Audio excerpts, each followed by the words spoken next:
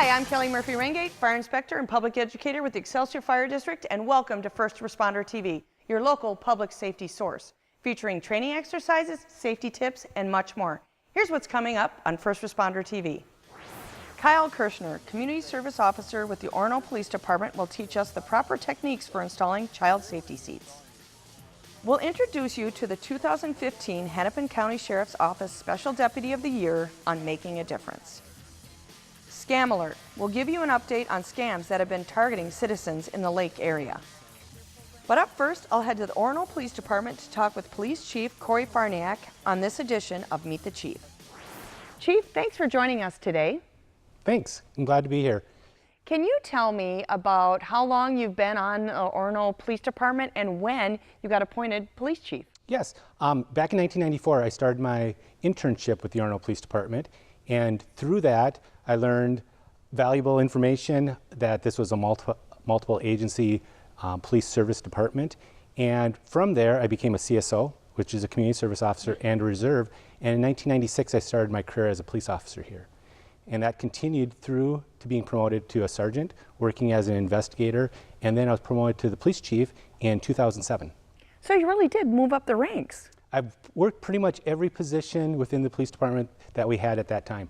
And that must be very beneficial now that you're the police chief, knowing all those positions. It has, because I can relate to patrol, to investigations, and every once in a while I still get out on the road and you'll see me stopping individuals, cars, doing traffic stops, and performing the daily functions just as if I was a patrol officer. Now there's something very unique about the Orono Police Department is you have 4 different cities. So tell me what's unique about being the police chief of 4 different cities. It's very unique, and there's not too many around. There's a few departments around us that have one agency or one city for their agency, but we're unique in having 4. And in 2013, we brought on Mountain Police Department, which really almost doubled the size of our department. We went from 17 officers when we brought on 12 additional to 29 officers. And the uniqueness of that is that we can provide a better response and have more individuals to provide those services to the communities by joining forces and becoming one department for those 4 cities. It would be very difficult for any one of those cities to have the resources available such as the 4 cities combined. And in that fact, we have 2 SROs, school resource officers, one supporting the Orono School District and one at Grandview Middle School in Mount and at Shirley Hills, providing the DARE program. So we're very unique in that we have a lot of different avenues that the officers can take in their careers, such as the SRO. We also have a joint and multi-agency ERU or SWAT team that we work with local agencies around the lake area. We also have 2 drug task force officers that we have assigned to the drug task force with West Hennepin, Medina, and Hennepin County. So we have the West Metro Drug Task Force. So we have 2 agents assigned to that, and we wouldn't be able to have those resources if we didn't have the 4 cities as a combined police department. So it's very unique and very exciting because we can provide our community with a lot more resources than we could with just being a single city-served police department.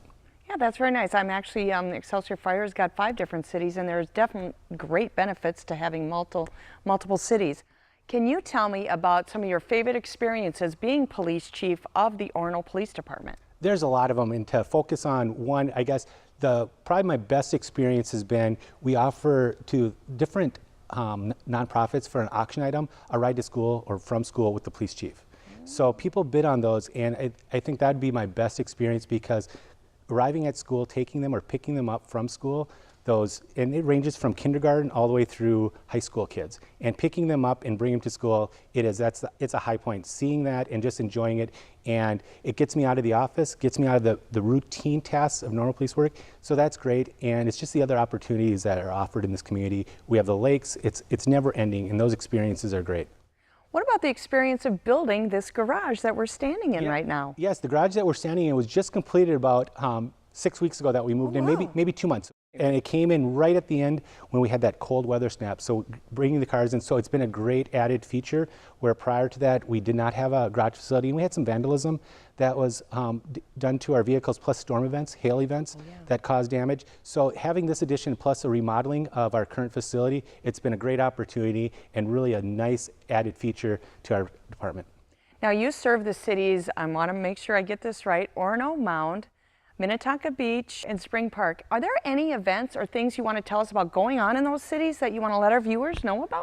Yeah, we want to remind everybody we're having an open house July 11th, Saturday, July 11th from 9 till noon at our facility here to show off our new features, the new garage, the remodeled project, as well as some of the interesting things in remodeling at the city offices. So it's going to be an open event, an open house. And then I also want to remind the viewers that June 5th, Friday, June 5th, is our 24th annual crime prevention charity golf fundraiser. And that the proceeds benefit DARE programs and crime prevention for the cities of St. Bonnie, Minnetrista, and Orono. Where can they find out more about these events you just mentioned? All these events are listed on our Facebook page and our police department website. So interested in that, we have links on our Facebook, and check us out. We try to keep people updated, and we really want to branch out and let people know what we're doing at the Orono Police Department. And we try to keep current photos, things that are coming up, current events, everything on our Facebook page. So if they want to get information about their local police department, they should go like them on Facebook. Correct. Correct. That's a great way. Okay. So is there a safety tip that you would like to share with our viewers? You know, the biggest thing that we're seeing right now is distracted driving. I know we're seeing it a lot in the media, but I want to take this as another opportunity to let people know, just concentrate on driving. We have the warmer weather, we're going to have more pedestrians out on the roads, we're going to see a lot more bicyclists on the road. So just slow down, pay attention to what you're doing, and concentrate on driving, and just enjoy the lake area and enjoy your commute to and from work or just around the area, and put down your cell phones and other devices and concentrate on driving. So about the area, tell me about some great people experiences you've had or calls that have had a positive outcome that you can think of that would be fun to share with our viewers. Yeah, I mean, we're very unique in that most of our area is surrounded by water. So we're dealing with a lot in the summertime. We have a lot of boat activity, a lot of different activities going on related to lake traffic. So we have a unique opportunity to make contact with individuals. We've had opportunities where our officers have delivered babies, where they do, and you know, we just try to take those extra steps as officers to make that connection, whether it be, you know, checking on houses that when people are gone on vacation, they come out here and fill a form out for a house check. We go and make sure that their house is okay. And just, it's the little things, making sure that when you contact the Orono Police Department, almost every time you'll have an officer show up at your door. We like those in-person contacts. We feel that if you have a reason to contact the police department, you deserve that face-to-face contact. And we usually follow up with face-to-face contacts because getting to know the people in our community is a great opportunity for make that connection to really get support for the police department. Now, how many officers do you have? So right now we currently have 29 full-time and 2 part-time officers. Okay. And part-time officers are utilized to help cover overtime shifts when people want vacations, when officers call in sick. But it also is a great opportunity for us when we hire them part-time. If we have a full-time opportunity that's available, we typically and usually promote them to that full-time. So it gives us a way to recognize and work with newer officers and make sure that they're a good fit, and then promote them to full-time. Do you have any volunteer programs or reserves or anything? We do. We have a reserve program, and we do have an Explorer post. Oh. So our Explorer post, I believe we have 6 people in it right now, and the reserves we fluctuate in between 10 and 15 reserve volunteers. And we really utilize those. And there again, if people are looking for some opportunities that want to give back to their community, whether you be at the age, younger age, we have the Explorer post. For those, we take all ages to help out in the reserve program as long as you're over the age of 18. But you're never too old to help out, and we really need those individuals to help us on the community events. They help us with traffic control and just crowd control with all the events that happen in and around the lake area. Is there something that we haven't talked about that you would like to let our viewers know? I do have a twin brother that works at a local car dealership. So several people have come in and have done, went to the car dealership and are sort of shocked to see that I work multiple jobs. But it's really not me. Well, that's kind of fun. So, yeah. Well, thank you for taking time out of your very busy day and joining us. We really appreciate it. Not a problem. Thank you. First Responder TV will be back after this short break.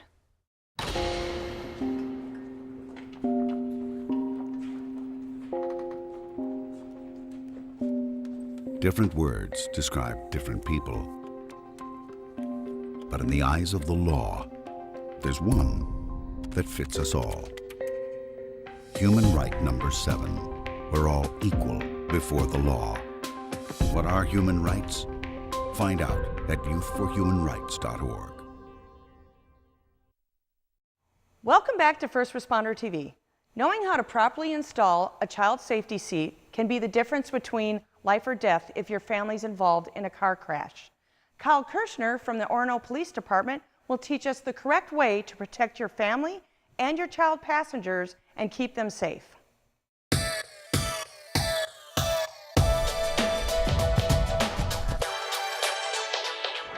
Hi, my name is Kyle Kirshner. I'm the Community Service Officer with the Orono Police Department, serving the communities of Orono, Minnetonka Beach, Spring Park, and Mound. Today we're going to be talking about some important information regarding child safety restraint systems. There are a lot of different choices when it comes to child car seats. You need to understand what your needs are at the time of your child's life. Initially, you'll start out with an infant carrier. Many of them come with a detachable base and are designed to be rear-facing only. After you've reached the height and weight limitations of the infant carrier, you'll end up moving on to a forward and rear-facing convertible car seat. This allows the car seat to be rear-facing until the child reaches the proper height and weight limits to be considered safe for them to be turned facing forward. After height and weight limitations are met by the forward-facing convertible, you can then move on to the high-back booster seat, which is a great seat as it allows for the correct boost and height for the child, as well as still providing the 5-point safety restraint system. The very first thing you want to reference before installing any child car seat is the vehicle's owner manual that it's going to be installed in, as well as the car seat's owner's manual. These are going to provide information as to weight specifications as well as location specifications as to where any particular car seat should be located within the vehicle. So today we're going to be installing this infant car seat base using the latch system. We've identified in the vehicle the locations that are capable of utilizing the latch, and now we'll go ahead and do it. We've identified the locations using the button symbols that were found within our owner's manual. We will lock and click in our latch connectors. And we'll then tighten down each side. You want to have any car seat tightened down to the point where there's less than 1 inch of play at the base of the car seat. Now that the infant carrier base is properly installed using the latch system, we can lock in our infant carrier itself. With rear-facing infant seats, there's always going to be the up and down play that's designed for inertia disbursement in case of an accident. Some common issues with car seat installation involve improper belt routing. Be sure to reference all the safety stickers on your car seat itself to determine the proper routing path. According to the National Highway Traffic Safety Administration, the leading cause of death in children is in automobile accidents. Having a child restrained properly in a child safety seat reduces the likelihood of injury from 71 to 85%. If you'd like more information on how to properly install a child safety seat, please contact the Orono Police Department or like us on Facebook. This is Kyle Kirshner with the Orono Police Department. Thank you for your time today. We'd like to spotlight a member of the community that goes above and beyond in our next segment, Making a Difference. This month, it's the 2015 Hennepin County Sheriff's Office Special Deputy of the Year, John Feyder.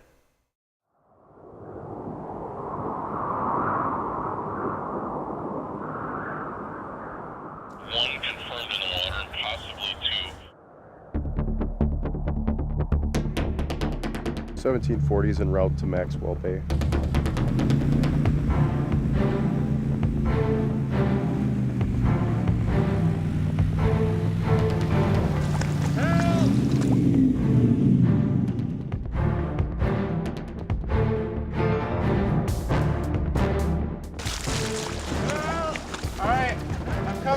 Hold on, stay calm. Entering the water. Coming up right behind you. Good to go.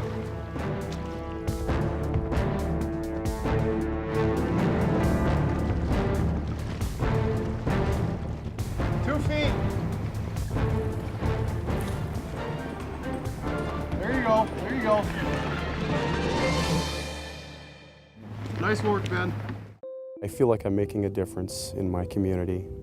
I like the rescue aspect, I like the law enforcement aspect, and I just like the team feeling of it, working with somebody and really helping out my community in ways that only a few people do.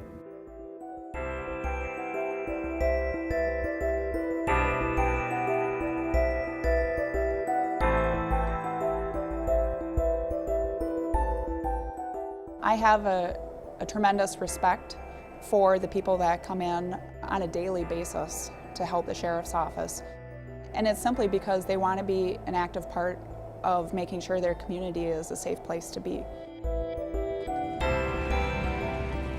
There are only 6 full-time licensed deputies that work out here at the Water Patrol unit, and we would not be able to do it without the volunteers that we have.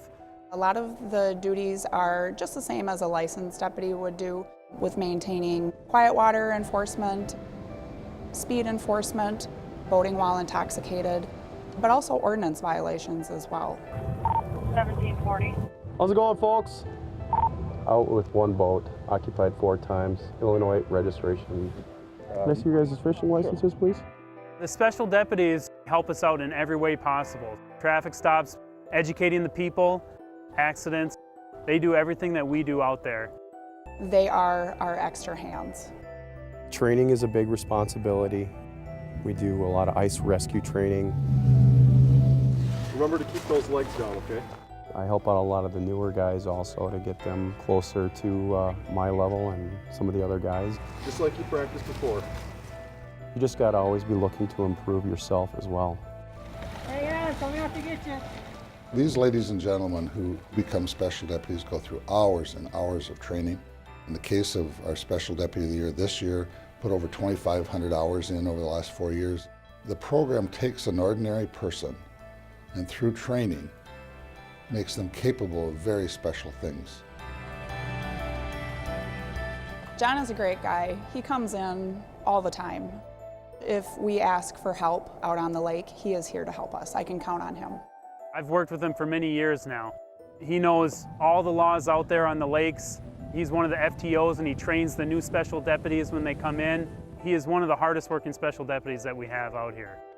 We do volunteer a lot of hours. We're required to make 200 hours a year, but most of us make a lot more than that. The special deputies are just that special. They provide an immense value in terms of service to the public by their volunteerism. These men and women literally put in tens of thousands of hours every year. They go above and beyond in terms of public service. The Hennepin County Water Patrol and the LMCD have a common vision, and that vision is to protect and preserve Lake Minnetonka. The special deputy program that goes with it really enhances the coverage so that we have good coverage on the lake, so we're not running somebody from Mound to Wayzata on an emergency call. They're well positioned throughout the lake. The Water Patrol deputies do a fantastic job working to help protect Lake Minnetonka, and they do a fantastic job with working with the LMCD to get that job done. I look at them as almost like family. We all work together, we have to depend on each other. They are almost kind of like a surrogate family. They're really important.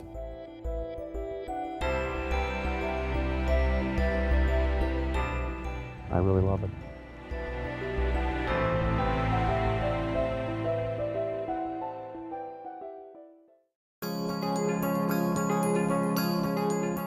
We're looking for people that are interested in helping their community and being active. And you can do that on the sheriff's website. There will be a contact for me specifically. It's time for Scam Alert. This segment alerts the public of scams that have been reported to local police departments.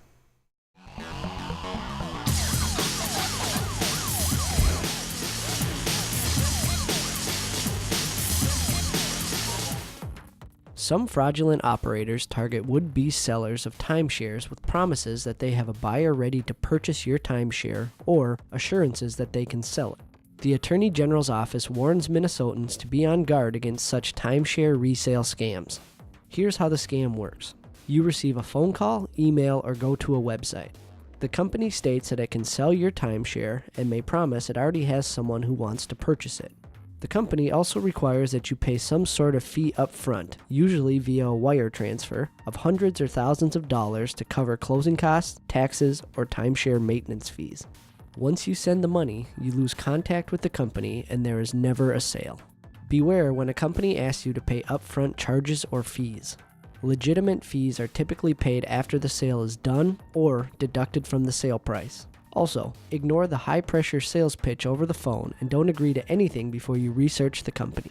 Check with your resort and see if they have a program to resell your timeshare or if they have worked with the company that is offering its services.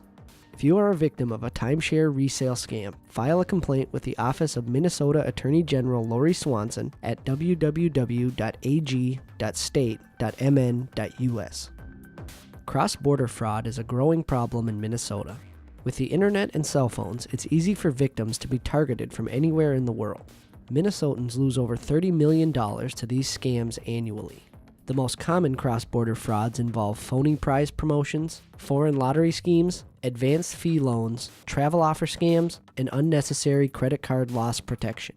Be wary of anything that promises large sums of money, such as sweepstakes or lottery winnings, in exchange for advance payment. Also, be cautious about any business that tries to conceal their mailing address or phone number. Don't be pressured into making a decision about an offer. Do research before committing to anything you don't understand fully.